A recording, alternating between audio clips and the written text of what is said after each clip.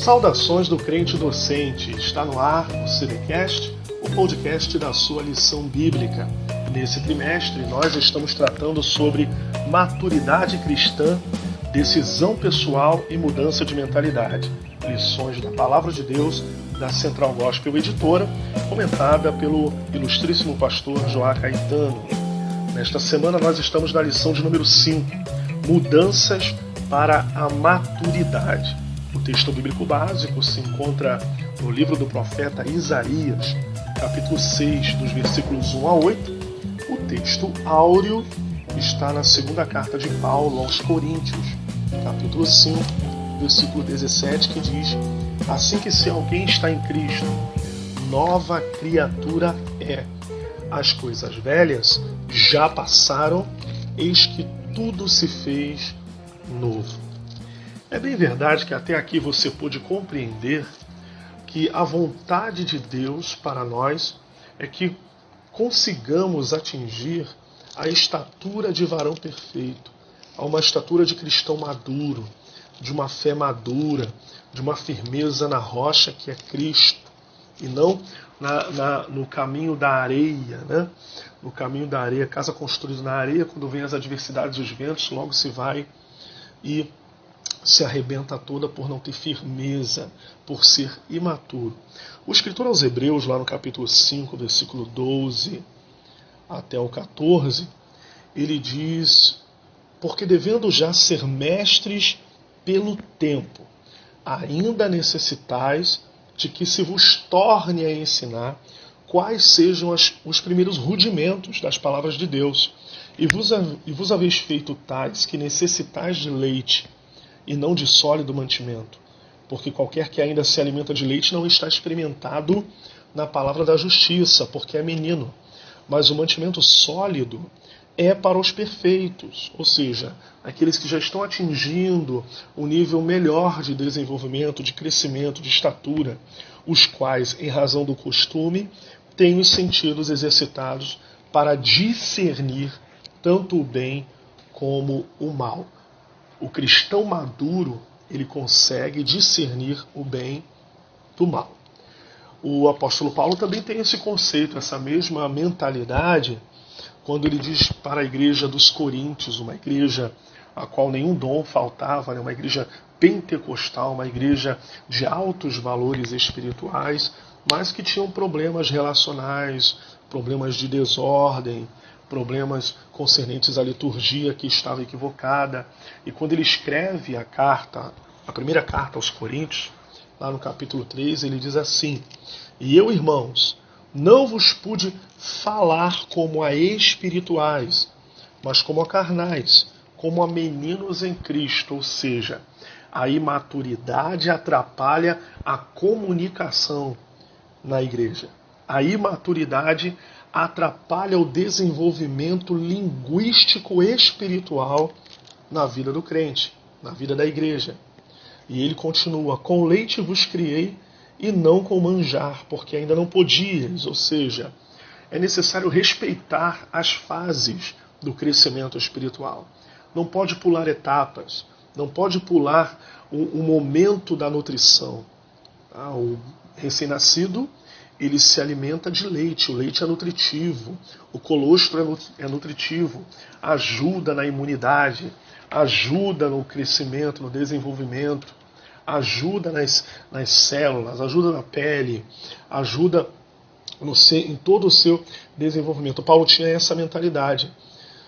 Aí no versículo 3 ele diz: porque ainda sois carnais, pois havendo entre vós. Aí ele começa a traçar o perfil de crentes imaturos na igreja de Corinto. Invejosos, contendeiros, que promovem dissensões, porque eles queriam andar segundo a carne, queriam andar segundo os homens. Não estavam experimentados na palavra da justiça, não haviam ainda atingido o grau de maturidade excelente para o desenvolvimento, para o crescimento. Isto é muito perigoso. E era uma igreja em que nenhum dom faltava. Era uma igreja cheia do Espírito Santo. Era uma igreja onde a manifestação dos dons espirituais era notória. E manifestação de poder na igreja não é sinal de que aquela igreja, aquele crente, é um crente maduro, uma igreja madura. Não. Muitas vezes, a falta de equilíbrio espiritual designa a imaturidade. Designa a imaturidade. Então isso é muito perigoso. Então a lição, ela vem tratar em todo o seu bojo doutrinário que a imaturidade ela é perigosa, ela atrapalha o desenvolvimento, atrapalha o crescimento, atrapalha a linguagem espiritual. Agora, a lição de hoje ela traz a figura pessoal do profeta Isaías como 3 aparatos de mudança. A mudança de conhecimento, a mudança de comportamento e a mudança de vontade. A verdade é que quando a gente fala de mudança, muita gente já fica logo assustada, porque muita gente não gosta de mudar, não gosta de ser persuadido a mudar, não gosta de promover mudanças em si e nem no ambiente em que está inserido. Isso deixa a pessoa incomodada, mudanças incomodam, mudanças geram conflitos, mas a verdade é que quando nós promovemos mudança, tanto a partir de nós e no ambiente que nós estamos inseridos, essa mudança tem que ser para melhor. Essa mudança, ela promove uma vida melhor, relacionamentos melhores, ambientes melhores, mentalidade melhor, tomada de decisões com uma melhor cognição, com uma melhor espiritualidade. Mudança de mentalidade é muito importante e Isaías é trazido aqui na lição de hoje como um exemplo vivo de transformação, de uma metamorfose, ou melhor, de uma metanoia também relacionado a si, ao seu ministério e ao meio em que ele vivia. O texto bíblico básico inicia dizendo que no ano em que morreu o rei Uzias, vocês lembram que Uzias ele reinou no lugar de seu pai Amazias a partir dos 16 anos de idade. Ele reina por Uzias, né? Ele reina a partir de seus 16 anos, ele reina por 55 anos, e ao morrer, Jotão, seu filho, reina no seu lugar.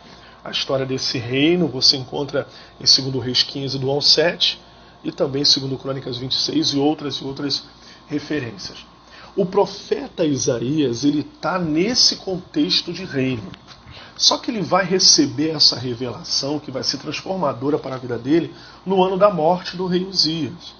Ele viu, ele soube que o reinado de Uzias foi um reino próspero.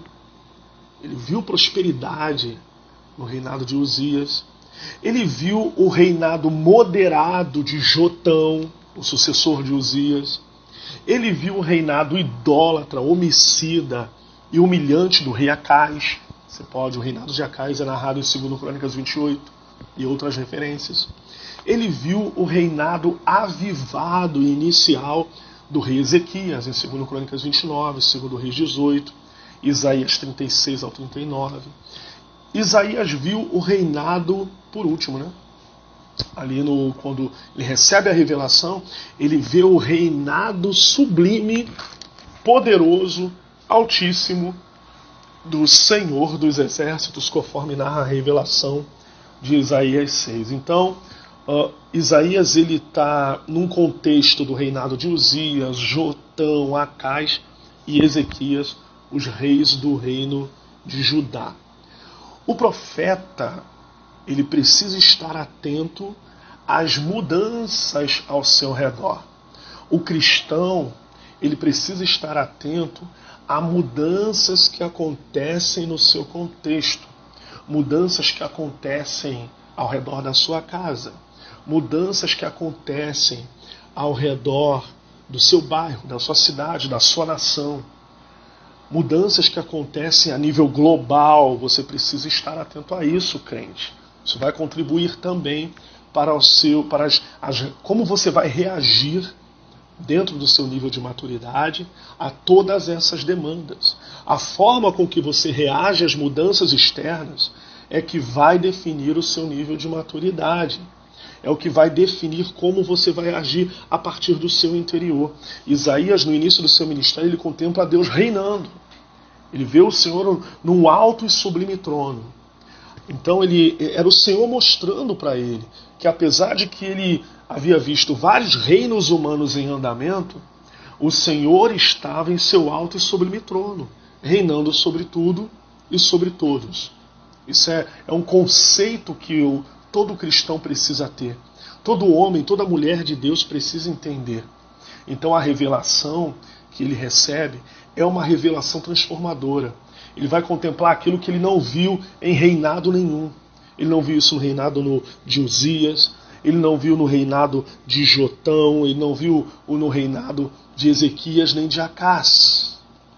Então você observa que Isaías ele recebe esta revelação trazendo transformação para a vida dele. E ao contemplar essa grandeza de Deus, ele reconhece a sua pequenez.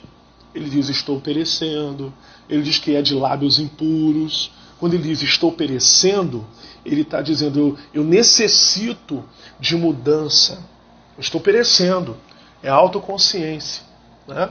Ele é de lábios impuros, problema interno.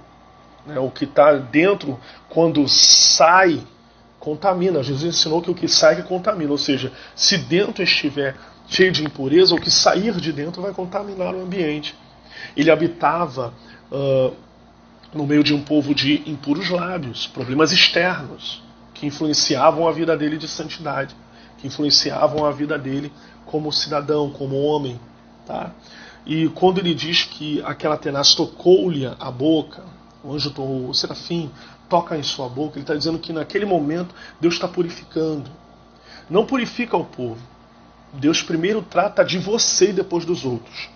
A revelação ela traz um tratamento para Isaías especificamente, não para o povo. O povo vai ser tratado mais tarde pelas profecias que ele vai lançar e outros profetas contemporâneos também. Então, assim como Paulo, né, Isaías começou a ministrar após Deus tratar de sua visão, enchê-lo do Espírito Santo. Aprendamos com esses dois homens que precisamos buscar e promover mudanças em nós mesmos, para depois sermos usados em provocar mudança na vida dos outros e da nação na qual nós estamos inseridos. O texto áureo que todo mundo conhece, 2 Coríntios 5,17, quem está em Cristo é nova criatura. As coisas velhas já passaram, eis que tudo se fez novo. Nova criatura é aquele que não vive mais na carne, né? Nos desejos carnais, nos desejos pecaminosos. Romanos 8,9, quando Paulo fala para a igreja, vós, porém, não estáis na carne. O que é isso, não estar na carne? É não estar sob as ordens da natureza humana, que é carnal. Mas vocês estão no Espírito Santo, sendo guiados pelo Espírito. Se é que o Espírito de Deus habita em vós, mas se alguém não tem o Espírito de Cristo, esse tal não é dele. Tá? E a gente observa isso nesse contexto de Isaías. E você pode, professor, também trabalhar por tópicos, como está dividida a lição de hoje, como mudança de conhecimento, mudança de comportamento, mudança de vontade. Vamos tratar então da mudança de conhecimento. O que a gente pode abordar em mudança de conhecimento? Esse conhecimento é o conhecimento acerca de Deus. Acerca de Deus. Ele vê a posição de Deus, ele vê a santidade de Deus, ele vê o poder de Deus. Posição, santidade e poder. Posição, santidade e poder. A posição de Deus, a santidade de Deus, o poder de Deus provocaram em Isaías uma mudança extraordinária na sua vida. Mas ele só pôde contemplar isto através da revelação, através daquilo que Deus mostrou para ele. Deus ele pode se revelar para o ser humano de uma forma especial. Deus pode se revelar ao ser humano de uma forma geral. Em teologia você lidar com a revelação geral e com a revelação especial. A revelação geral se refere às verdades gerais que podemos aprender sobre Deus através da natureza. Como no Salmo 19, os céus manifestam a glória de Deus e o firmamento anuncia as obras de suas mãos. Essa é a revelação geral. Romanos 1,20, que é um texto muito conhecido também da revelação geral, É Deus se revelando ao homem através da criação. Mas também existe, em teologia, a revelação especial, que é o tipo de revelação mais completa e detalhada que Deus faz de si mesmo pela sua palavra, pela sua lei. Através da revelação especial, Deus dá ao homem um conhecimento claro da sua natureza, da sua vontade, dos seus propósitos, da sua obra para redimir o povo, né? Então você observa que nessa revelação geral, na revelação geral, Deus se mostra ao homem pela natureza, e na revelação especial pela palavra. E pela palavra que é o próprio Cristo. Porque Cristo é a palavra de Deus revelada. No princípio era o Verbo, a palavra. O Verbo estava com Deus, o Verbo era Deus. Ele estava no princípio com Deus. Então você observa que Cristo é a revelação de Deus Pai para a humanidade. A gente vai tratando disso no decorrer da revista. Então você precisa observar que neste tópico primeiro sobre mudança de conhecimento, ele passa a conhecer a Deus pela posição que Deus, com que Deus se mostra para ele, pela santidade com que Deus se revela para ele e pelo poder com que Deus se revela para ele também. A posição, ele vê o Senhor assentado. É interessante que ele vê o Senhor assentado sobre o trono. O trono simboliza domínio, autoridade, força, honra, glória. Quando João, na ilha de Patmos, ele contempla um trono, ele vê alguém assentado, assim como Isaías também viu. Ele vê alguém assentado. Lá em Apocalipse capítulo 4, versículo de número 2, e logo fui arrebatado em espírito, e eis que um trono estava posto no céu, e um assentado sobre o trono. No Apocalipse capítulo 5 também está escrito: e vi na destra do que estava assentado sobre o trono. Tem alguém no comando, tem alguém no domínio, tem alguém que nada lhe escapa às mãos. Salmo 103, versículo 19, Deus tem estabelecido o seu trono nos céus, e o seu reino domina sobre tudo. Isaías viu o Senhor assentado em seu trono. Micaías, o profeta, em 1 Reis 22, 19, ele também viu o Senhor assentado em seu trono. Ezequiel, capítulo 10, versículo 1, Deus está assentado. Daniel 7, 9, Cristo está assentado também em seu trono. Agora, o fato de ver Deus assentado sobre o trono não quer dizer que Deus é estático, que Deus simplesmente está incoerente ou deixando a história fazer o seu próprio curso, correndo o seu próprio curso, sem uma intervenção divina. É verdade que Deus no trono, ele está no comando e no domínio. Agora o Salmo 68 diz também que Deus se levanta. Levantou-se o Senhor e os seus inimigos foram dispersos. Ali é a figura de Deus em ação. Em ação. O livro do profeta Naum diz que Deus também caminha sobre as nuvens que são o pó dos seus pés. Então Deus está no comando, Deus está no domínio. Quando ele vê, Isaías vê Deus assentado, ele está vendo a posição de Deus. E a verdade é que a gente precisa entender que Deus está assentado. Isaías tem essa visão e Deus vai se revelando a ele. Isso mostra também e nos lembra a transcendência e a imanência de Deus. Por exemplo, ele continua no decorrer de toda a profecia revelando-se a Isaías. E ele diz assim, em Isaías 57:15, porque assim diz o alto e o sublime, que habita na eternidade, e cujo nome é santo. Em um alto e santo lugar habito, transcendência. E também com um contrito e abatido de espírito, imanência. É Deus que está no céu, mas também se relaciona com os homens. Nós não somos deístas. O deísmo crê em Deus, mas que ele não se relaciona com o ser humano. Tá? Para vivificar o espírito dos abatidos e vivificar o coração dos contritos. Nós servimos a um Deus que se relaciona. E Deus agora está se revelando a Isaías, promovendo nele uma mudança de conhecimento divino, uma mudança de conhecimento acerca de Deus, porque ele se revela de acordo com a sua própria soberania, querer, vontade. Deus é livre para se revelar. E ele se revela também pela santidade. quando ele vê os serafins, né? Uma classe angelical de ardência, de fogo, de sublimidade, de claridade, de luz.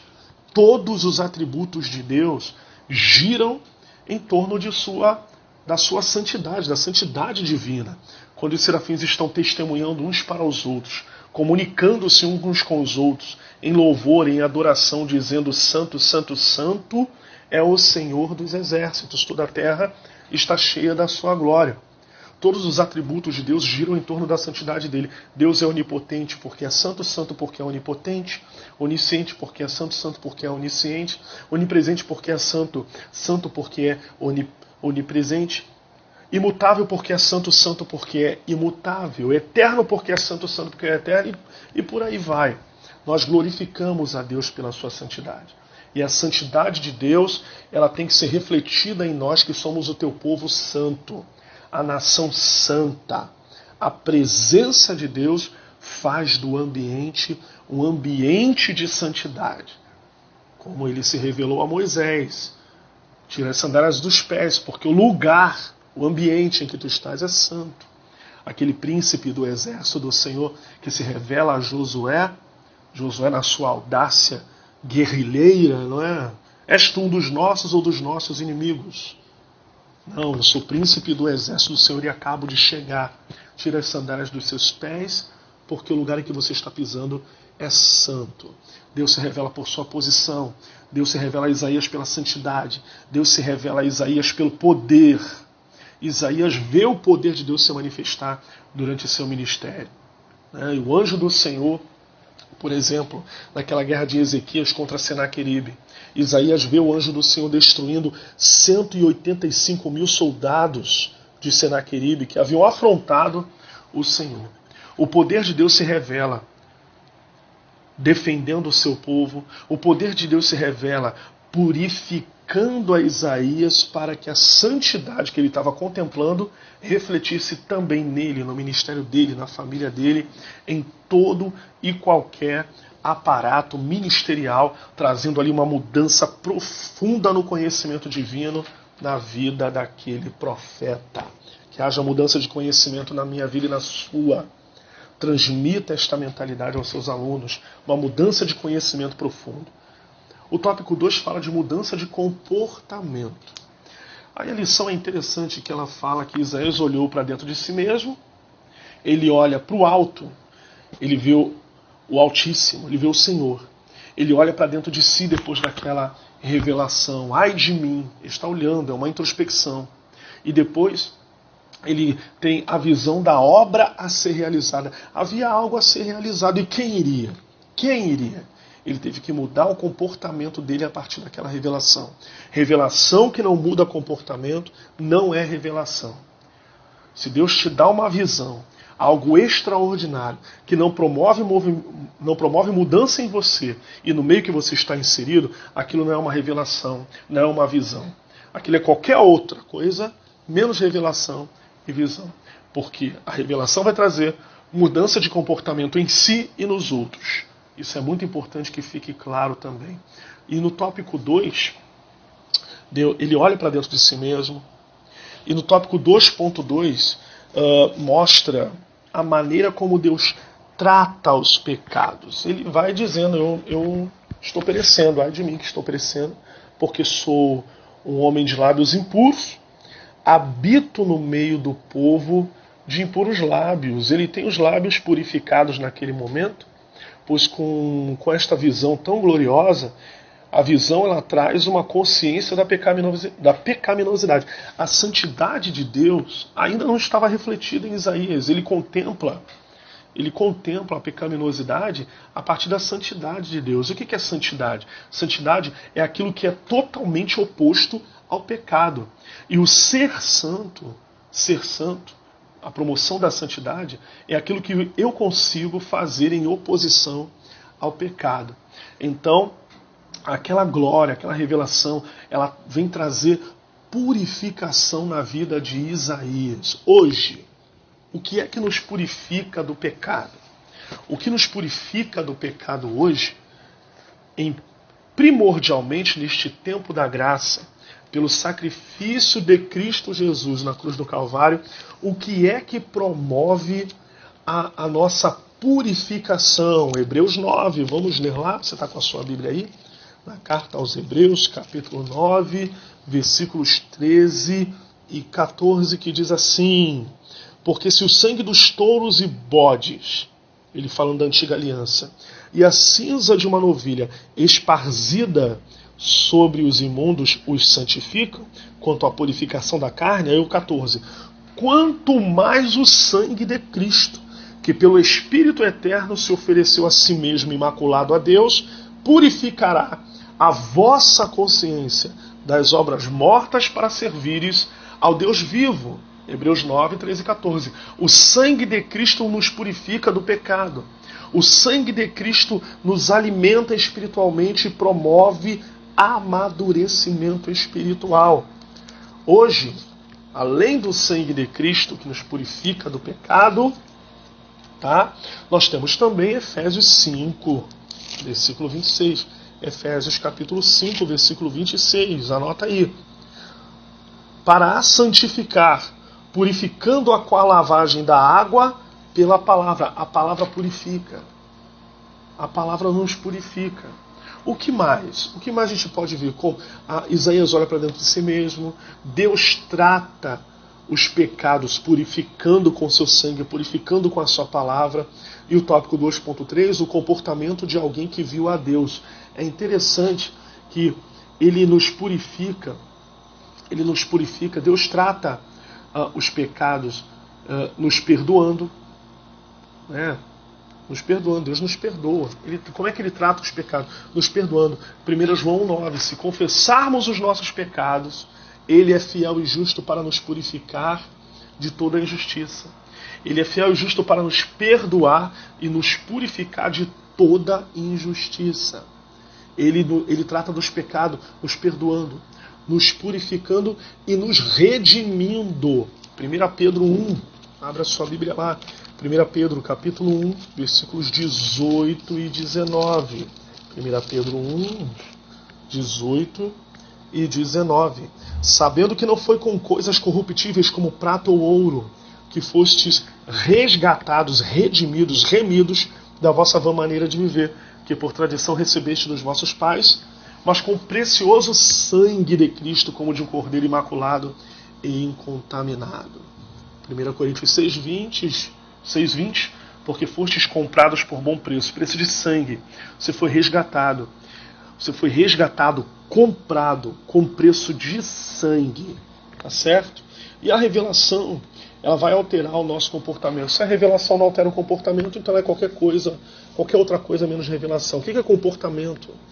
Comportamento, eu gosto de conceituar isso para a gente poder ter uma ideia e tentar ampliar esse leque, que é o conjunto de reações observadas no indivíduo em seu meio social. Isaías fala o seguinte: eu sou um homem de lábios impuros e habito no meio de um povo de impuros lábios. Nesse momento da revelação, Deus estava tratando de Isaías. Isaías estava refletindo em si mesmo o comportamento pecaminoso do povo. O comportamento pecaminoso do povo exercia influência no comportamento dele. E agora, diante dessa revelação, isso deveria deixar. O pecado da nação não pode mais influenciar o profeta. O pecado do povo, as coisas externas não podem mais exercer influência sobre aquela pessoa que está sendo purificada, que está sofrendo uma mudança, uma metamorfose, uma transformação de um nível de carnalidade para um nível de espiritualidade. Então Isaías ele agora vai se deixar influenciar pela revelação que Deus estava dando para ele. Não é o que o povo faz, é como eu reajo ao que o povo está fazendo de pecado. É Deus dando um recado para Isaías: a partir de agora, eles podem até continuar no erro, você não pode continuar no erro deles. Se eles são um povo de impuros lábios, você agora está sendo purificado para ser diferente da massa. Olha que interessante. Tá? E o tópico 3 fala de mudança da vontade. O que é vontade? Vontade é o poder que a gente tem de escolher, de decidir sobre as demandas da vida. Determinadas alternativas. É a volição, não é isso? Agora, a mudança de vontade, ela vai começar a se alinhar à vontade de Deus, a vontade de Deus a inclinar-se para as coisas de Deus a partir dessa revelação. A revelação ela traz mudança no nosso querer. Cristo, por exemplo, é a própria revelação de Deus. E essa revelação ela vai trazendo para nós o conhecimento de Deus e da sua vontade.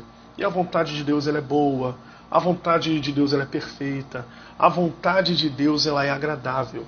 Deus jamais vai promover algo que nos prejudique. Deus jamais vai nos revelar algo que queira nos destruir. Não, Ele quer nos redimir, Ele quer nos mudar, Ele quer nos levar para perto dEle em um relacionamento de intimidade mais profundo. Em João capítulo 17, versículo 3, Jesus diz o seguinte: a vida eterna é esta, que te conheçam a ti só, por único Deus verdadeiro, e a Jesus Cristo a quem enviaste. Cristo é a revelação de Deus. Enquanto alguns dizem que ninguém explica a Deus, Jesus explica a Deus. João capítulo 14, lá nos versículos 8 e 9, Filipe disse assim: Senhor, mostra-nos o Pai, o que nos basta. Aí Jesus respondeu: eu estou há tanto tempo convosco, não me tendes conhecido, Filipe? Quem me vê a mim vê o Pai. E como dizes tu, mostra-nos o Pai? Cristo é a revelação de Deus, Cristo é a vontade de Deus sendo exercida para a salvação da humanidade. No tópico 3.2, a vontade divina e a vontade humana elas se contrapõem quando há uma resistência da parte do homem. O homem não pode viver a vida inteira resistindo à vontade de Deus. A vontade de Deus tem que se deixar prevalecer sobre a nossa. O homem não pode viver uma vida inteira resistindo a Deus, em guerra contra Deus. É bom lutar com Deus, mas não contra Ele. Um texto que eu gosto muito de Jó, capítulo 9, lá nos versículos 1 a 4, quando Jó diz assim: na verdade sei que assim é. Ele está falando da própria experiência dele. Na verdade sei que assim é. Porque como se justificaria o homem para com Deus? Se eu quiser contender com Ele, nem a uma de 1000 coisas lhe poderá responder. Ele está dizendo: eu posso fazer 1000 perguntas a Deus, e Ele não é obrigado a responder nenhuma delas. Que Deus é soberano. Ele não é obrigado a nada, a absolutamente nada. Como se justificaria o homem para com Deus? Se quiser contender com Ele, nem a uma de muitas coisas poderia me responder. Ele é sábio de coração. Olha a palavra de Jó. Deus é sábio de coração, poderoso em forças. Quem porfiou, quem lutou contra ele, teve paz? É uma pergunta que ele faz, uma pergunta retórica. Aí um dos amigos de Jó, mais tarde, lá em Jó 22, versículo 21, ele diz assim: une-te, pois, a Deus, tende paz com Ele, e assim te sobrevirá o bem. Então, quando a gente se une a Deus, estreita nosso relacionamento com Deus, eu vou parar de brigar, a minha vontade vai parar de brigar com a vontade de Deus. Não se pode, a vontade do homem ela não pode estar em um interminável conflito com a vontade de Deus.